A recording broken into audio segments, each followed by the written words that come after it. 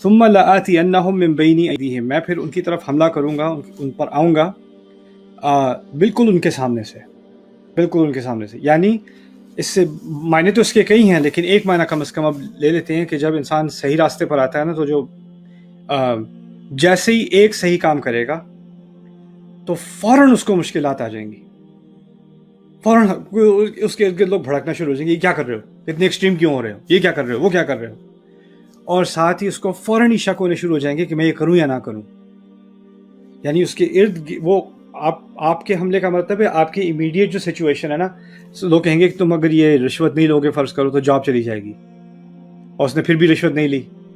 اب وہ باس میٹنگ پہ بلا رہا ہے، مینیجر میٹنگ پہ بلا رہا ہے، یا اس کو کسی نے کمپلینٹ کر دی ہے، امیڈیٹلی مشکلات شروع ہو جائیں گی.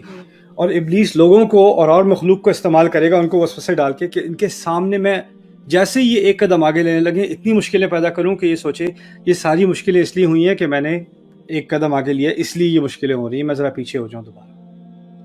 میں پہلے 90s میں پڑھا کرتا تھا ڈاکٹر بلال فلپس کے لیکچرز. تو انہوں نے اپنی، وہ عیسائی تھے، مسلمان ہوئے، پھر انہوں نے کافی اسلام پڑھا، عالم بنے. تو ان کی وہ اپنی ماں کو جو ہے وہ اسلام کی دعوت دیا کرتے تھے، وہ کرسچن تھی ماں ان کی نا. تو وہ بتاتے ہیں کہ وہ ماں ان کی ذرا کنونس ہونے لگی. تو جب وہ کنونس ہو اسلام کے قریب آتی گئیں تو ان کو ڈرانے خواب آنے شروع ہو گئے اور بہت ہی ڈر جاتی. اور پھر جیسے ہی اٹھتی ڈرونے خواب سے، وہ کروسیفکس ہوتا ہے نا جو صلیب، اس کو پکڑتی تو سکون مل جاتا ہے ایک دم سے، تو وسوسے ختم ہو جاتے. ابلیس کا مقصد کیا ہے کہ وہ تنگ تو کرے گا، کب کرے گا؟ جب سیدھے راستے کی طرف آنا شروع ہو جاؤ گے. لوگ سمجھتے ہیں جیسے ہی میں سیدھے راستے کی طرف آؤں گا سکون ملے گا، دل کی آسانی ہوگی، اللہ تعالیٰ ساری مشکلیں آسان کر دے گا. نہیں، پہلے مشکل سے گزرو گے، اس کو پار کرو گے، پھر آسانی آئے گی. اتنی سستی نہیں ہے آسانی اس کی پرائز دینی پڑتی ہے. تو اس نے کہا سامنے کے راستے سے تو میں حملہ کروں گا. لآتینہم من بین ایدیہم ومن خلفہم، پیچھے سے حملہ کروں گا. پیچھے سے مراد ہے یا تو وہ یاد دلائے گا یار تمہارے پہلے اتنے مزے ہوتے تھے، کیا مصیبت ہے، اپنے آپ کو کیوں مشکل میں ڈال رہے ہو. وہ بھی تمہارے دوست ہیں آخر، ان کو بھی کال کر لو، ان کے ساتھ تھوڑا ٹائم گزار لو. اور انسان کو پتہ ہوتا ہے ان کے ساتھ ٹائم گزاروں گا تو اس کے ساتھ جو ہوتا تھا وہ بھی ہوگا. یا کوئی آپ کی فرینڈز وغیرہ ہیں، جب بھی بات ہوتی تھی اوروں کے بارے میں غیبتیں اور اوروں کی برائیاں نکالنا، غلط قسم کی بات ہوتی تھی. آپ کو احساس ہو گیا کہ میں جب اس کمپنی میں ہوتی ہوں تو یہی باتیں ہوتی ہیں، تو آپ نے اس کو چھوڑ دیا. اب وہ آئے گا پیچھے سے کہ وہ بھی تو آخر ان کا بھی کوئی حق ہے، ان سے بھی کچھ مل لو جا کر. یہ کچھ اس کا مقصد یونین نہیں ہے، اس کا مقصد ہے ان باتوں میں دوبارہ ڈالنا، رائٹ. پھر دوسرا وہ پیچھے کا مطلب ہے کہ انسان کو ایک ندامت ہوتی ہے اپنی غلطیوں پہ کہ مجھ سے یہ کیا ہو گیا، اور وہ سوچتا رہتا ہے کہ مجھ سے بہت بڑی غلطی ہو گئی، مجھے ایسا نہیں کرنا چاہیے تھا. وہ سوچتا رہتا ہے. وہ اس کے پیچھے ہے نا غلطی، اس کی ہسٹری میں. ابلیس اس کی ہسٹری کو بار بار یوز کر کے دیکھو تم سے تو یہ ہوا ہے، تم کس کام کے ہو، تم سے کیا خیر ہونا، دیکھا تم نے کیا کیا حرکت کی ہے، تم میں کوئی امید نہیں ہے، تم نے تو جانا ہی جہنم میں. تو وہ پیچھے کی غلطیوں کو سے بار بار یاد دلا کے انسان کو مایوس کرنا، اس طرح سے وہ پیچھے سے حملہ کرتا ہے. تو انسان کہے میری نماز پڑھنے کا، دعا کرنے کا، حج کرنے کا، روزے رکھنے فائدہ کیا، میں تو اتنے گناہ کر چکا ہوں، میرا تو کوئی امکان نہیں ہے، میں تو جانا ہی جہنم میں. آپ کو اندازہ نہیں ہوگا ہمارے اردو اسپیکنگ جو کنٹریز ہیں یا جو ساؤتھ ایشین کنٹریز ہیں، ان میں نے جو یہ سائیکالوجی دیکھی ہے میں نے کہیں دنیا میں اور نہیں دیکھی. میں نے بہت دنیا دیکھی ہے، یہ سائیکالوجی میں نے کہیں اور نہیں دیکھی. وہ کیا ہے، لوگ آ کے کہتے ہیں کہ دیکھیں جی ہماری تو کوئی امید نہیں ہے، آپ دعا کر دیں، ہم تو ویسے ہی گناہ گار ہیں، اللہ آپ کی سنے گا. اپنے آپ سے مایوسی ہے بالکل کہ میں تو کسی کام کا ہوں ہی نہیں، مجھ سے جو غلطیاں ہوئی ہیں اس کی وجہ سے میری کوئی حیثیت ہی نہیں رہی، رائٹ. تو اس چیز کو وہ استعمال کرتا ہے کہ تمہاری کوئی حیثیت نہیں ہے، کیونکہ اس کو پتا ہے اس نے اپنی غلطی سے استغفار کبھی نہیں کرنی. اس نے اپنی غلطی سے اس کو ایک مایوسی ہے، اور وہ چاہتا ہے کہ وہ مایوسی انسانوں میں ڈالتا رہے. یہ پیچھے سے حملہ ہے. پھر دائیں ہاتھ سے بائیں ہاتھ سے، وعن ایمانہم وعن شمائلہم. اچھا سیدھے ہاتھ سے ہے. سیدھے ہاتھ سے عربی ادب میں سیدھا ہاتھ استعمال ہوتا ہے اچھے کاموں کے لیے، اور سیدھا ہاتھ استعمال ہوتا ہے ذمہ داریوں کے لیے. تو ذمہ داریاں اور اچھے کام. اب ابلیس عجیب بات کر رہا ہے، میں اچھے کاموں کو بھی ان کے خلاف استعمال کروں گا کیا مطلب ہے اس کا؟ کوئی اچھا کام کرتا ہے اور وہ اچھے کام کی بنیاد پر سمجھنے لگے کہ میں کیونکہ یہ اچھے کام کر رہا ہوں. کوئی عورت سمجھے کہ میں پردہ نہیں کرتی تھی، فرض کریں اس نے پردہ شروع کر دیا. اب وہ پردہ شروع کرنے کی وجہ سے وہ جو ساری اس کی سہیلیاں تھیں یا فیملی میں تھیں جو پردہ نہیں کرتیں، ان کو ایسے یعنی گھٹیا نظر سے دیکھنا کہ یہ ان کو دیکھو، ان کو کوئی شرم ہی نہیں ہے، ان کو ہے یہ، ان کو توبہ کرنی چاہیے، ایسا کرنا چاہیے. اس کے دل میں ایک برتری آ گئی اور وہ کمتر ہو گئے اس اچھائی کی وجہ سے، اچھائی کی بنیاد پہ، رائٹ. اصل میں ابلیس کی برتری کیا تھی؟ اس نے خدمت کی تھی نا اللہ تعالیٰ کی، اور زمین پہ ڈالنے کا مقصد کیا تھا؟ اللہ تعالیٰ کی خدمت.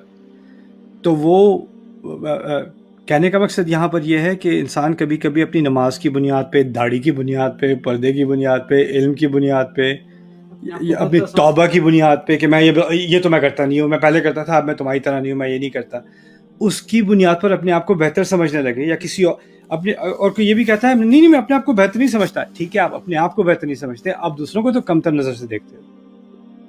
آپ کو کسی کی غلطی کی بنیاد پر ہم کسی کو ویلیو نہیں کرتے. ہمیں غلطی سے نفرت ہے، انسان جو غلطی کر رہا ہے اس سے نفرت نہیں ہے. غلطی حقیقی چیز ہے، وہ ہر ایک سے ہوتی ہے. تو ہم پتہ ہی کرتے ہیں لوگوں کو کوئی غلط چیز کرتے دیکھیں یا غلط بات کرتے دیکھیں، استغفر اللہ. استغفر اللہ کے معنی کیا ہے؟ استغفر اللہ کے معنی میں اللہ سے معافی مانگتا ہوں. لیکن ہم کیسے استعمال کرتے ہیں؟ ان کو دیکھو، ان کو معافی مانگنی چاہیے. ہم لفظ بھی غلط استعمال کر رہے ہیں، اور وہ لفظ بھی ہم تکبر کے لیے استعمال کریں. ایسے تھوڑی استعمال ہوتا ہے یہ.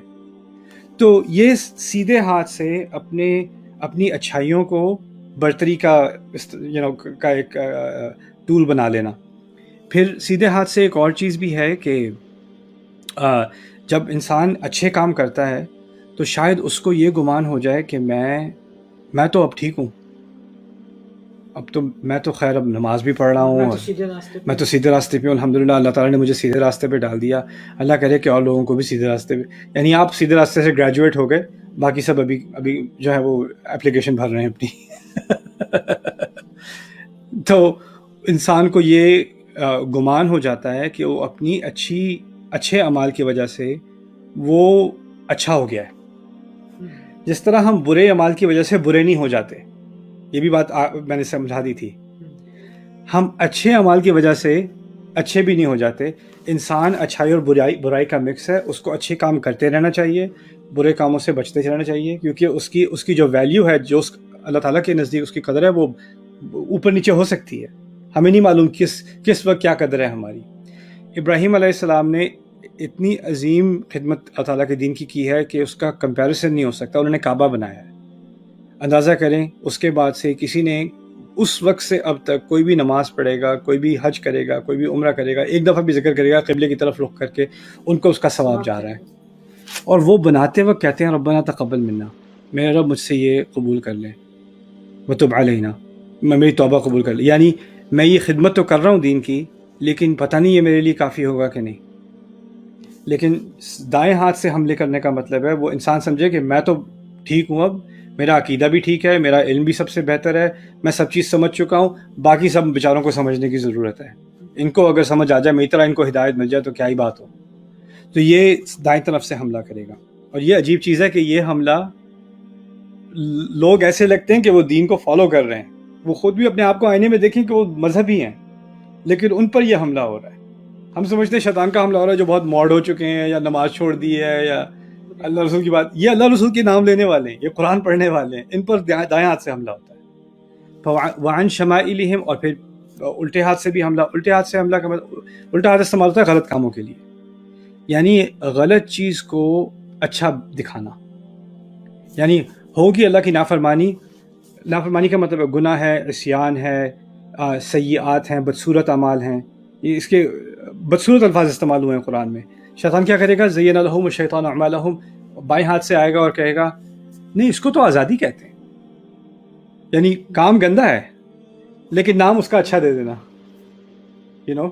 یہ تو میں اپنے دل کی بات مان رہا ہوں، یہ تو میری آزادی ہے، یہ تو خوشی میں، کیا میں خوش نہیں ہو سکتا؟ انسان اپنی خوشی کے لیے بھی کچھ نہ کرے، اور یا یہ تو ہمارا ٹریڈیشن ہے بھائی، سب کرتے ہیں، یہ تو نارمل ہے. نارمل، خوشی، آزادی اچھے الفاظ ہیں. کون کہے گا نہیں آپ کو جی آزادی تو نہیں ہونی چاہیے. شیطان لیفٹ سائڈ سے آتا ہے، بائیں ہاتھ سے آتا ہے، اور غلط کاموں کو اچھا دکھانے کی کوشش کرتا ہے. ہمارے ذہن میں برے کام اچھے لگنے لگے. جو غلط ہے وہ غلط ہی رہے گا. اس کو آپ جو بھی الفاظ دے دیں، پیارے سے پیارے الفاظ دے دیں، وہ گندی چیز رہے گی. پھر تو یہ چاروں سمتوں سے وہ حملہ کرے گا. اور پھر اس کا مقصد کیا ہے چاروں سمتوں سے حملہ کرنے کا؟ وَلَا تَجِدُ أَكْثَرَهُمْ شَاكِرِينَ. آپ ان کی اکثریت کو شکر کرنے والا نہیں پائیں گے. تو اس سے ہمیں شیطان کے ایجنڈے کا خلاصہ مل گیا ابھی تک. ہمیں مایوس کرنا، ہم میں سے امید نکالنا، ہمیں غلط راستے پر ڈالنا، ہر طرف سے حملے کرنا. اس کا مقصد سارا کیا ہے؟ کہ انسان شکر گزار نہ رہے. انسان جس حالت میں ہے، جو موقع اللہ تعالیٰ نے اس کو دیے ہیں، وہ ان موقعوں کو دیکھ کے یہ شکر نہ کرے کہ اس موقع سے میں اللہ کی رضا حاصل کر سکتا ہوں، اس موقع سے میں ایک مقصد پورا کر سکتا ہوں، کسی اور کی بھلائی بھی کر سکتا ہوں، اپنا فائدہ بھی کر سکتا ہوں. اس کی نظر ہمیشہ ان چیزوں پہ رہے گی جو اس کو نہیں ملی. اس کو کبھی جس کی طرف فوکس ہی نہیں آئے گا جو اس کو ملی ہے. دین کی بات پھیلانا صدقہ جاریہ ہے. ثواب کی نیت سے ویڈیو کو شیئر ضرور کیجیے. جزاک اللہ.